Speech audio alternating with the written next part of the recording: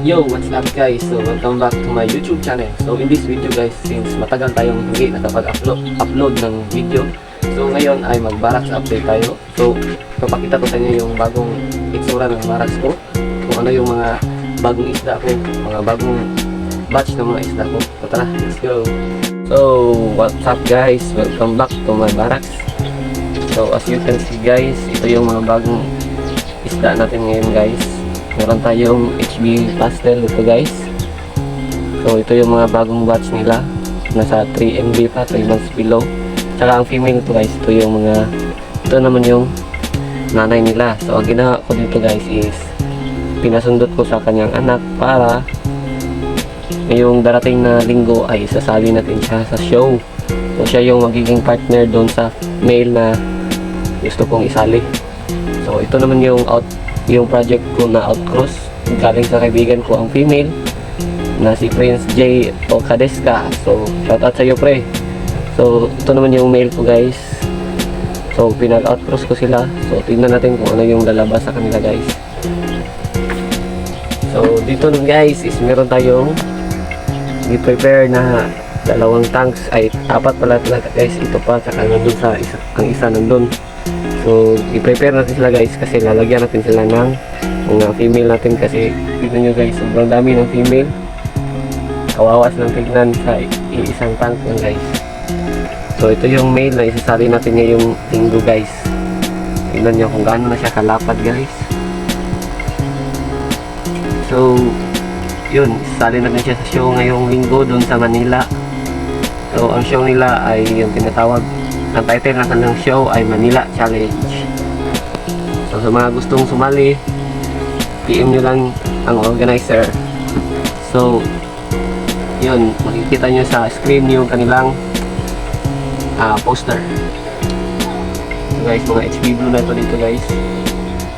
Tsaka meron pala akong binago dito sa aking barracks guys.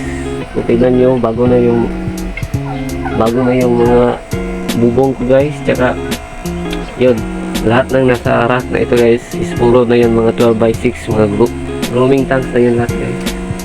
So tignan natin yung isla natin dito guys. So dito nun guys, meron tayong EBM at saka white mosaic. So tignan nyo yung white mosaic guys, ganda ng pattern diba? Ito yung white mosaic natin saka yung EBM. Ito naman yung EBM natin guys. Saka dito mga HB Blue nito guys. Ito yung bagong breeder natin guys. Tapos yung male yan guys is naka-groom talaga yan. So nakita ko kasi na maganda siya, maganda yung forma niya. Tsaka sayang din kasi kapag hindi tayo kuha ng mga anak galing sa kanya. So yun, pinag-breed ko sila. Ito mga HB Blue na yan lahat. Ito mga female HB Blue. So yun guys, ito yung mga bagong setup ko guys. Kaya ito naman guys, meron tayong nabili yung bagong rack noong nakaraang araw. So ito yung nabili natin guys, 3 layers. Tsaka yun, meron tayong mga isda dito guys. Ito yung mga female ko guys, mga female ng iba't ibang strain ko guys. Pinagsama ko lang sila kasi hindi naman sila magsasundutan dyan guys. Tsaka yun, wala kasing space. Then I am preparing them for para i-out ko sila guys. So sa mga gusto pa lang bumili, PM nyo lang ako sa aking Facebook account. So ito yung hinihintay ko na mag-drop guys. Medyo maliit pa yung tiyan niya, pero nasundutan na ito guys. So yun, ito naman yung HB pastel na pinag-outcross ko dun sa sarili kong linya. So ito guys. So yun, and for the last guys, ito pala yung mga HB Blue ko guys. Tingnan nyo, 4 out din ito guys ha. Sa mga gustong bumili, PM nyo lang guys. Marami ito sila guys. Tsaka tingnan nyo ang relaxing nila guys. And aside from that, meron din pala tayong mga fry ng mga white mosaic dito guys. Tingnan nyo, Madami yan sila guys. Mga fry ng white mosaic. Meron tayong pinapadrop dito na female.